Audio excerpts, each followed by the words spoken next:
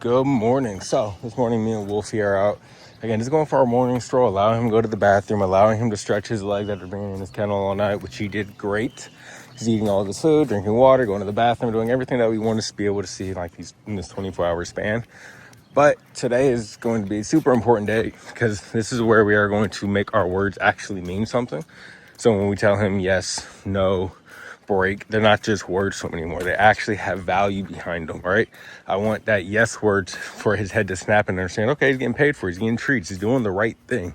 And I want those no words to have him understand, okay, cool, you're doing something wrong. There's gonna be pressure involved with it, right? Leash pressure, body pressure, my voice, something along those natures. And then, of course, we're teaching him boundaries with the kennel, right? That's just the best way that we can teach a dog to understand boundaries and control those impulses is through that. Then that's going to translate over into the place training and over into the follow and all those sorts of things where we need boundaries and expectations to really take place, especially that impulse control. As you can see, he is wearing his e-collar. Of course, we are not using it through today. We're going to find that low working e-collar level at the very end of the day, see where he can actually feel it. But I want to put it on him super early so that way we can make it as neutral as possible. If I'm trying to teach him what this e-collar stem is on his neck at the same time I'm trying to teach him commands, it's going to be way too much. He's going to get confused. He's going to get frustrated. We're not going to get anywhere. So that'll go after he sees after he kind of figures out what kennel means, what all these expectations are throughout today. All right, guys. So starting off with Wolfie, again, we just got back from our walk, kind of just let him hang out for a little bit. But the important thing that we're going to hit on today is, of course, kennel training, marker training. I want him to understand that there are boundaries and impulses that he has to be able to control and be able to respect. So starting off, we're using the kennel just because, again, it has those physical boundaries that we can set towards him so that way he's not just immediately enticed to blow out of there, but he's still going to have impulses to want to come out. Of course, first thing I like to do anytime I even start this is I want him to understand, cool, he's working for something, right? We have treats in hand. I'm going to show him that we're working for something. Starting off, we're just going to immediately bring him in. Come on, kennel. Let's start off with just throwing it in there, right? Again, same thing that you guys are talking about. No.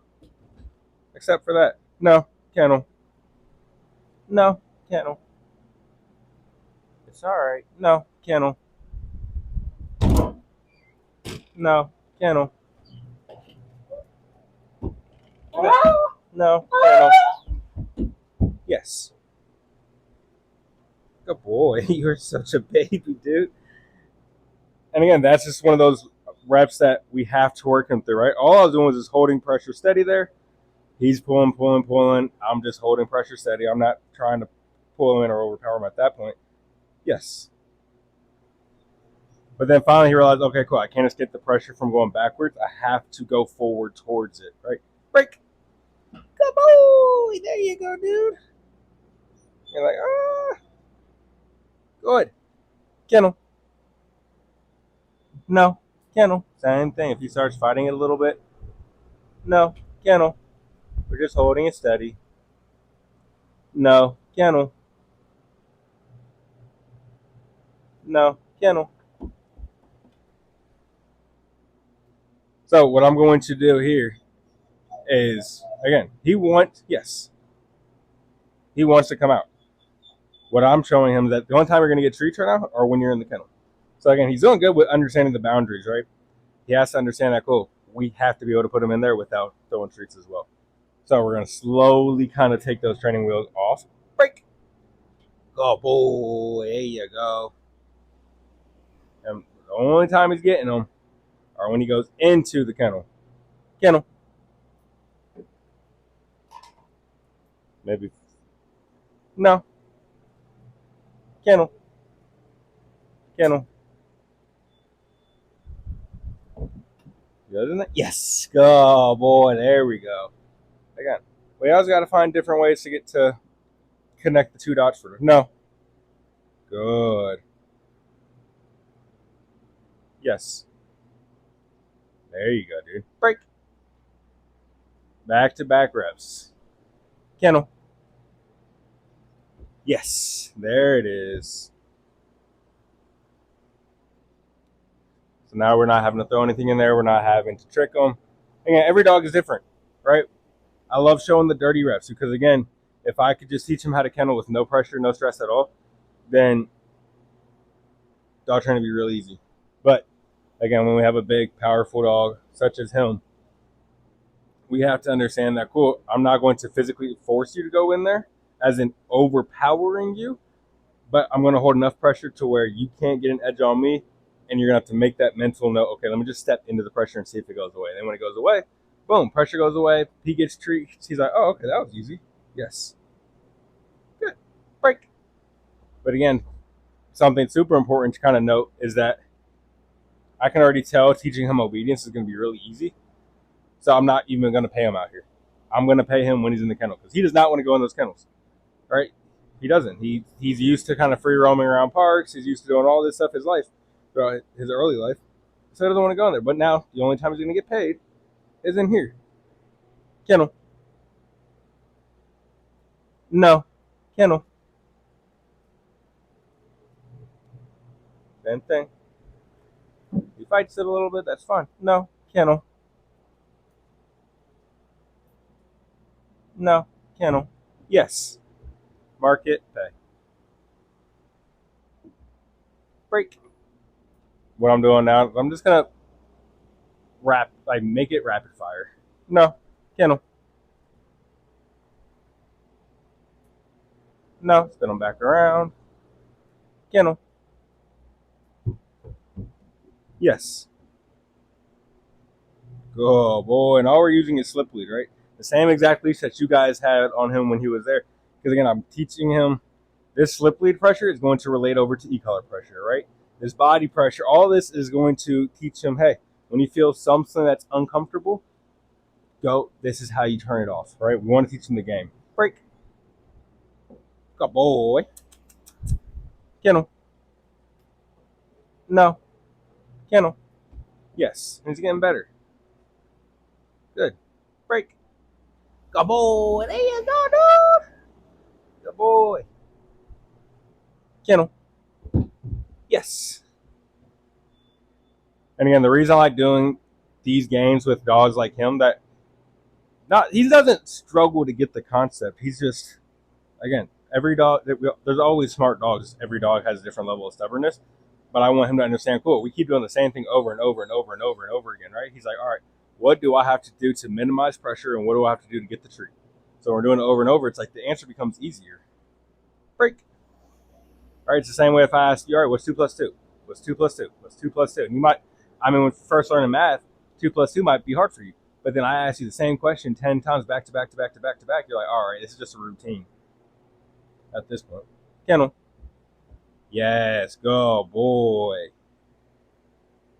Now, of course, what we're going to do today is start changing up those things, right? Later, we're going to start doing kennel to kennel games where he's going to, again, with this kennel in this exact spot, it's 2 plus 2. It's equals 4, right? This kennel in this spot equals you go into there when I say kennel. But I want him to understand that, cool, when I put a Ruffland or a Y or whatever anywhere else in this garage, the same answer is still going to be 4, but with a different kennel in a different environment, right? It might be, all right, what's 1 plus 3? Same answer, or it's going to be equal to the same answer, but it's just going to be a different way to have that problem.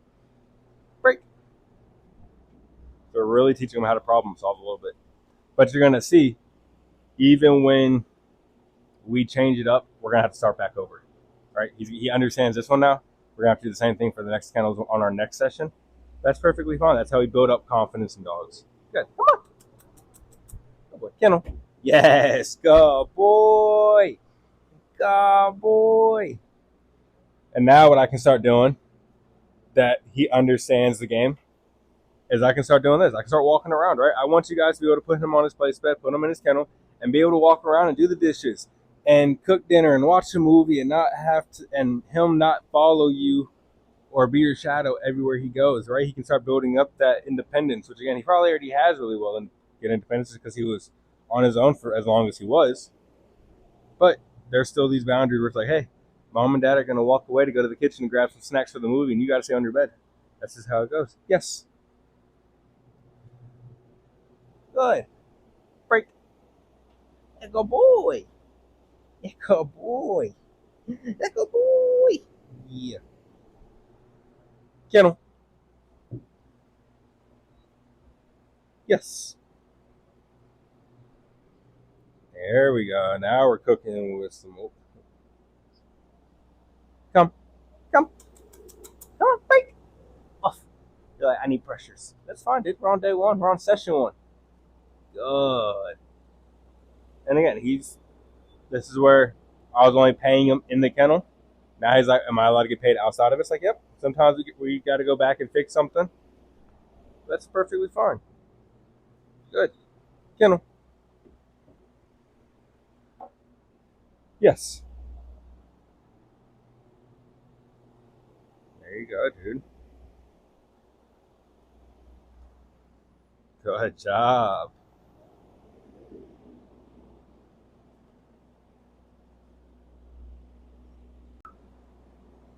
All right, guys. So me and Wolfie have done a couple sessions so far of just introducing the kennel.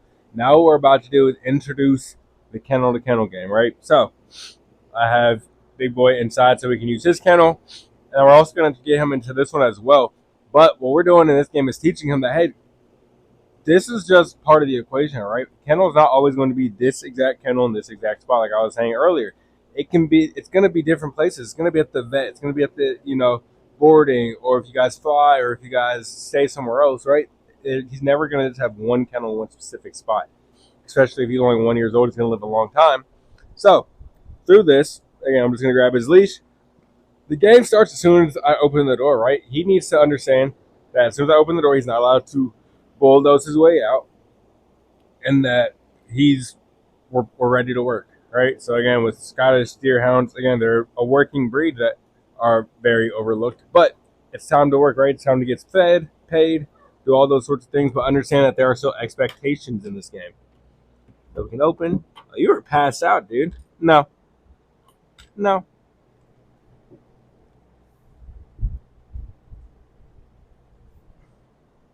There you go. Good. Break. Oh boy, he was passed out asleep. You want some water? Good. Good. That's what happens when we're working, and these dogs are just constantly going through this mental training. Because again, it's not very physical. It's all just mental stuff. They just start passing out. It's a lot of work for them. So, same game as earlier that we were playing. So we're just gonna go. We're gonna get him a couple early wins. Hey, kennel. He's like, you got it, dude. No, kennel. Yes. Can't fake me out. All right, we're gonna get him a couple early wins, build that confidence up. No, kennel. And then once we kind of do this back and forth, then we're gonna move over to that extra large over there. Break. Oh boy. Yeah, oh boy, look at that tail going. Look at that tail going, Bubs. Yeah, boy. Yeah, you're gonna go on that one too. Are you already going to do it? Again, smaller, but we're gonna work them through all of these ones, right? Because again, at the end of the day, I want to push them through some of these obstacles. Hey, good. Kennel. Yes. Good. Break. Kennel. Money. Yes. Hello. Hello. I have your treat over here.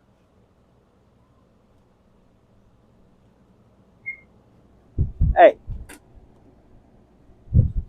Dude, you get such tunnel scent. It's ridiculous. No. Pay attention. There you go. Yes. He's like, but there's so much little kibbles in here. You are so hungry. Good. Break. Oh boy. Kennel. Yes. Good. No. Kennel. There we go. And again, we're not paying on those resets, right? Dogs are creatures of habit. Every time I have to reset them, he gets paid for it, he's just going to always mess up. He's going to always come out and expect to get paid for it. So we only pay for those really good reps. Good. Break. Kennel. Ooh, I knew it. Kennel. There we go. Yes. And the reason why I like using smaller kennels for dogs as well when we're doing these reps is because just like it's an obstacle course, right? Where again, no, kennel. Where again, if just as people as we are as humans, we're gonna look at something and be like, oh, we can't do that, right? He's a big dog. He's gonna look at that. Oh, that's too small. I can't fit in there. And the moment that we actually see that we are able to, our confidence boosts up a little bit. So again, it's something small. Everything is something small to us, right? The bag floating down the street is something small to us, but we see dogs time and time again freak out. The car rides are something small to us, but we see so many dogs that genuinely do not like car rides because just because it is small to us, it is something big to our dog. So just getting them to understand how they are able to do some things that they didn't think they were able to is a big jump in confidence a lot of the times once we kind of work them through there. Yes. That's a good piece, man. Break. Come on, come on, come on, come on. Good. Sit. You kind of worked a little bit of the obedience. Yes. Good boy. Break. Kennel. Yes. There we go. No. Kennel. Good. All right. Walk around. No. Kennel. There we go. And again, I want to start walking at a little bit of a quicker pace, right? I can come in, I can walk away, right? Get him used to just because I come in fast, reel at the leashes if we're going to walk out, drop it. I'm just desensitizing it. Like, hey, I didn't give you a follow-on command, so you got to sit there. Yes. So then we can pay for it. Good boy. Come. Yes.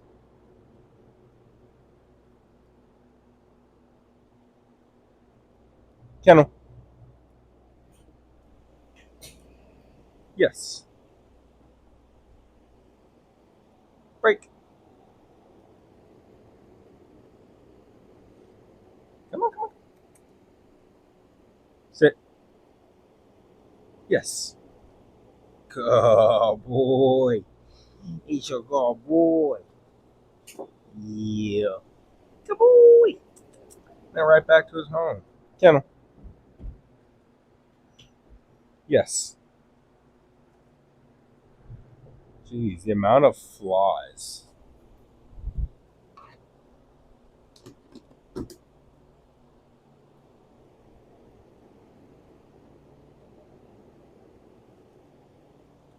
Good. Come. Come on, come on, come on. Sit. I take it. We'll work a little bit. You're just a cool dude. Kennel.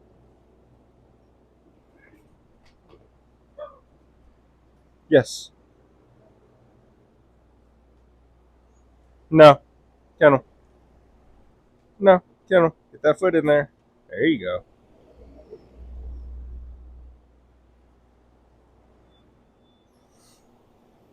Come on. Good. Sit. Oop. Ah. Sit. Yes. That's cool. So again, I gave him a command. I dropped a tree. He went to chase it. Just a little noise just to distract him. I'm like, nope, I didn't tell you to go chase the tree. I told you to go and sit. So there's something that we can work again on just impulse control. Things that we can work on a lot of the times. Moments like that. Good boy. Break. Hey, good boy. Come on. Kennel. Yes.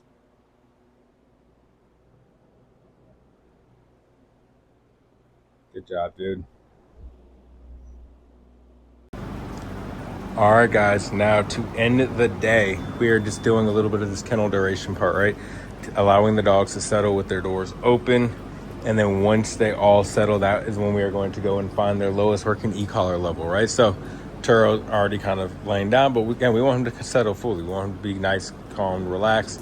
until we find those low working e-collar levels. Same thing with Little Bear, same thing with Wolfie here. So this is just teaching them that, hey, doors open, dogs' heads are out, all that stuff's going on.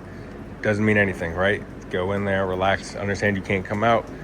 And once that body fully relaxes, right? Because even though if they're standing, can we find that low working e-collar level? Technically, yes. But it might, bump up that level a few more than what we need it to be at. And we just really want to be able to get something low and then be able to work from there. So we're going to throw this on a quick little time lapse while you guys watch all the puppers kind of just relax. And then we'll have some fun.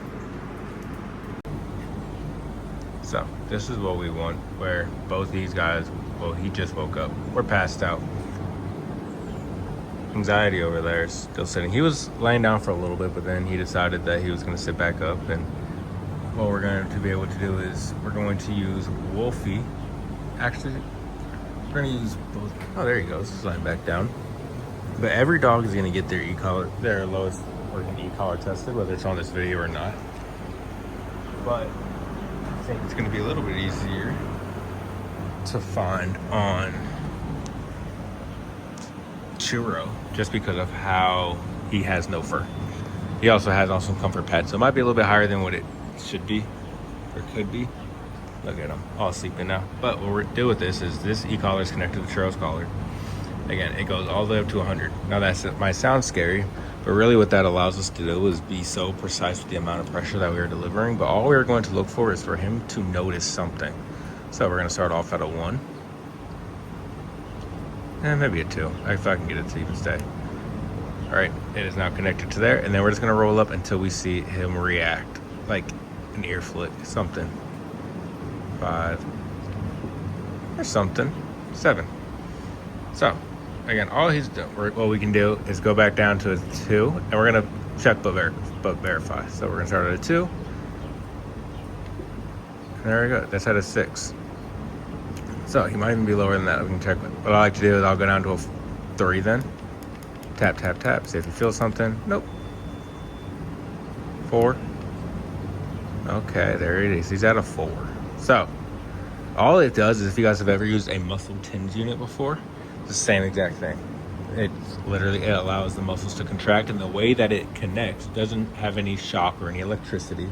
It has to connect to muscles. What can cause that number to go up is excess of fur, excess of fat. All of those sorts of things can allow those numbers to kind of go up.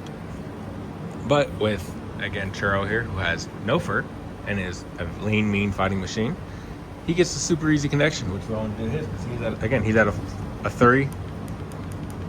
Doesn't feel anything. All right, but then we can go to a 4. What you guys are going to need to feel this when you come here, and I promise you are not going to be able to feel a 3 or a 4. And even a 4 now, because he's falling asleep. It's kind of, but you can tell that he's feeling it. Like, you can tell he's like, okay, whatever. It's because it's not painful. It's like a tickling sensation behind him. So yeah, I can tap, tap, tap, tap, tap, waiting for his eyes to open. I see his ear flicking. He's like, dude, let me go to sleep. But we're gonna do the same thing with Wolfie. The reason I'm not gonna do it with Little Bear yet right now is when he has such a thick coat, I'm gonna probably check to make sure that he's gonna get a good connection. And then also he just settled down, so I don't wanna really ruin his. Well, this guy's been asleep for like the past 20 minutes. But we're gonna do the same thing with Wolfie here. We're gonna start off at a 1. Turns gonna roll.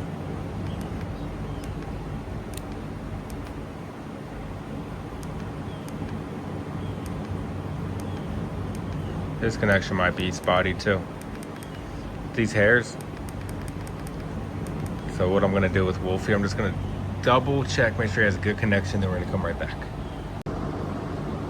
So just adjusted his e-collar just to make sure that we were getting a good connection. But that is a great example of how, again, these aren't shock collars. They don't send a current like that can just go through any fur, fat, whatever it is. We have to have a good connection in order to get that stem to be able to connect to the actual muscle itself. So now that we got that figured out, that's why he's standing up. We are still able to find that low working e-collar level. It might not be as low as it can be, but again, even when we are working them with motivation, with treats, out in public, out there, right, it's always going to fluctuate, right? It's never going to be a solid number. We're always going to go up and down based on stimulus. So this will still be able to give us a good baseline. So again, we're going to start off at 2. You can see the receiver now is on his neck, and we're just going to slowly roll up until he kind of gives us a hint that he feels something. So he goes and he sits. There might have been something. We're going to start again at 3. And again, it's over his right ear, so our left side if we're looking at him.